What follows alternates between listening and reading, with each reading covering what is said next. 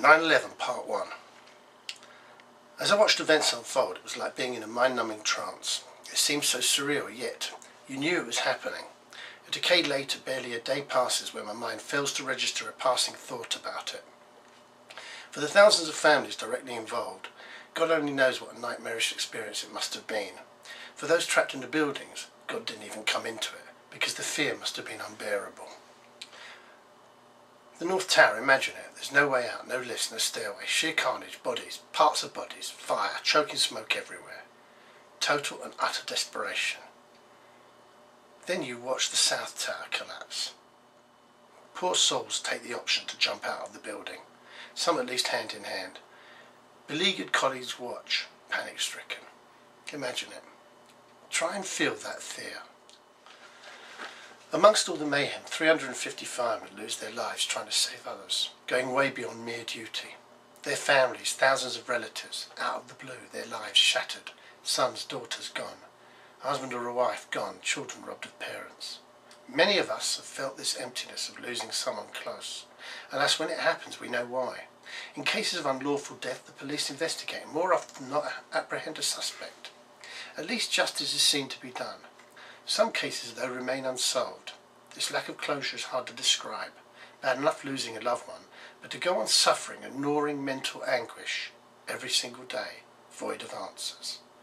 No one should ever have to suffer that. And that's another reason why I still think about 9/11. So many unanswered questions, so many glaring discrepancies in the official view. The problem is, when I talk to friends and acquaintances, even though they're all relatively intelligent people, it seems that on this subject, the brain shutters firmly come down. Particularly frustrating is being told, "Oh, you're one of those conspiracy theorists, ain't you?" Worse still is being told I've got the facts wrong.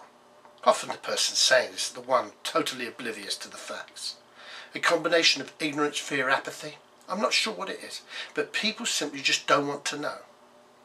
However, this is not about attaching any blame to who may have been responsible. This is solely for the victims of 9/11 and their families.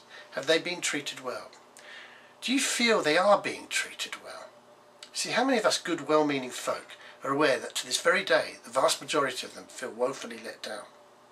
Especially by those in the upper echelons of power, but also by the mainstream media and the general public. Several internet postings bear testament to this, and they differ none in that their theme is one of total disillusionment. What's their problem, you may ask?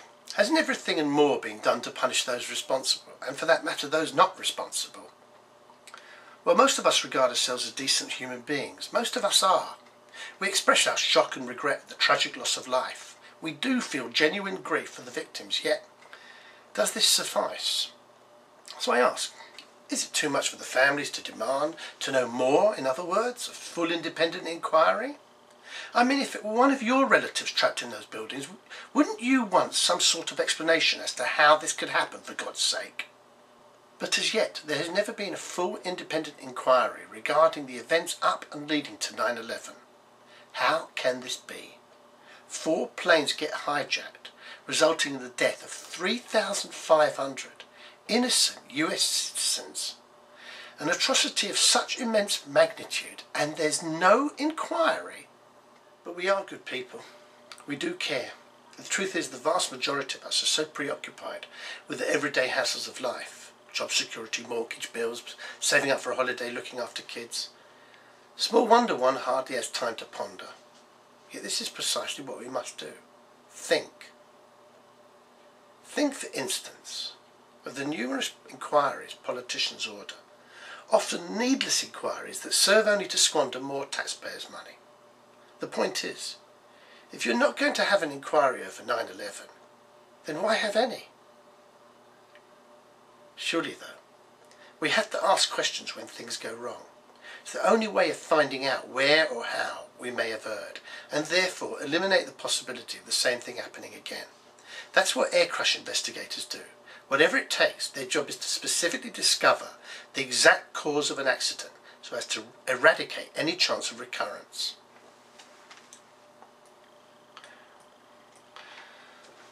Furthermore, if answers don't add up in an inquiry, it's our right to demand the truth. Having already made an absolute pig's ear of the Bloody Sunday inquiry, Lord Hutton nevertheless was selected to head the inquiry that would examine events which culminated in the death of Dr. Kelly, Britain's chief weapons inspector to Iraq. In the final analysis, Dr. Kelly's family were treated with utter contempt, the public treated as idiots. Had the inquiry been carried out independently, rather than by a Blair trustee, Blair may not only have been accused of merely lying to us, but could also have been implicated in Dr. Kelly's death, as well as eventually being charged with war crimes. Kelly's family was at least afforded an inquiry. Though it arrived at conclusions someone with the brains of a rocking horse couldn't have reached, it at least went some way in casting doubt amongst many more of us that really do care about what is right and wrong. The families of 9/11 victims, though, haven't even been afforded that.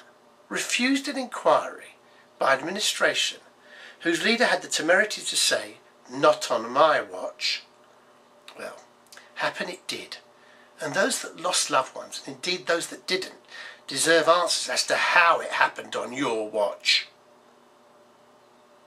How, for instance, could 4 passenger planes be hijacked on the same day in a country that spends more on intelligence than the rest of the globe and boasts the most sophisticated air defence systems in the world by far? The answer's simple. It cannot happen.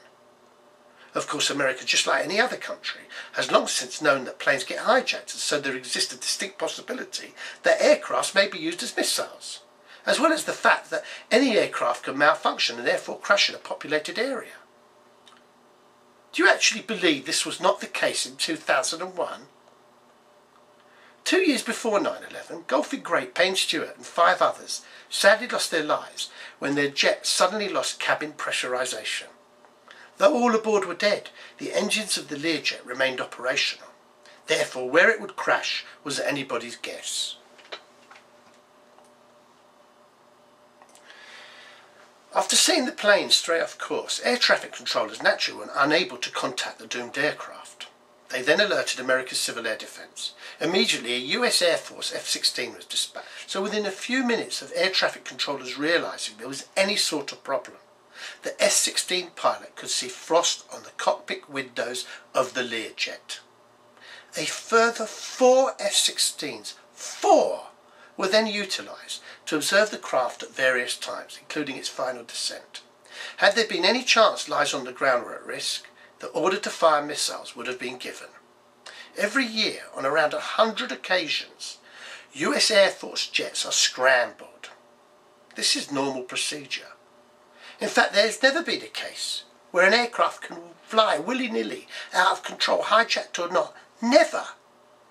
That is all except on the day of 9/11. The man in charge of America's Civil Air Defence at the time was General Richard Myers. Quite why this man hasn't been grilled and then lambasted by a congressional committee, for me is mysterious to say the very least. What was he doing when these planes started careering into buildings? America's Air Force had ample time to stop the second plane hitting the South Tower. The plane that supposedly hit the Pentagon did so almost 1 hour after the first plane struck. Would someone mind explaining this to me? I mean, what's going on here? Isn't Pentagon airspace supposed to be protected anyway? What on earth happened to the thousands of US Air Force fighters? This all leads me to have grave reservations as to why his employers in Washington DC had no complaints.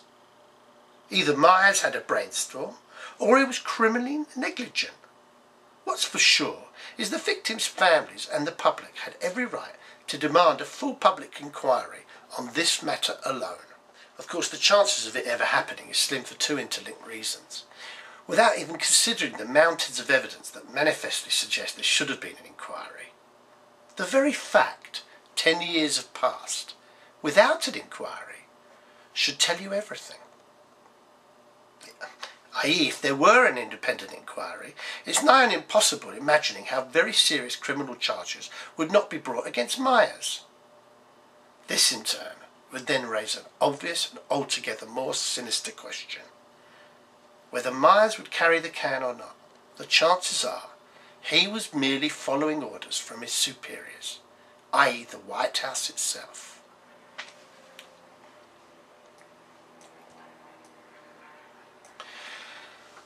Secretary of Transportation Norman Mineta actually confirmed this in his testimony to the 9/11 Commission. He was with Vice President Dick Cheney at the time of the attacks. He went on to say that as other hijacked aircraft closed in on the supposed targets, time and again, Cheney was asked whether his orders were to stand. Since no fighter jets were dispatched to intercept, and since 2 more planes hit their targets, the only conclusion one can possibly reach is Cheney had given specific orders to stand down. Minetta's testimony can be seen on Justice for 9/11 Part 2.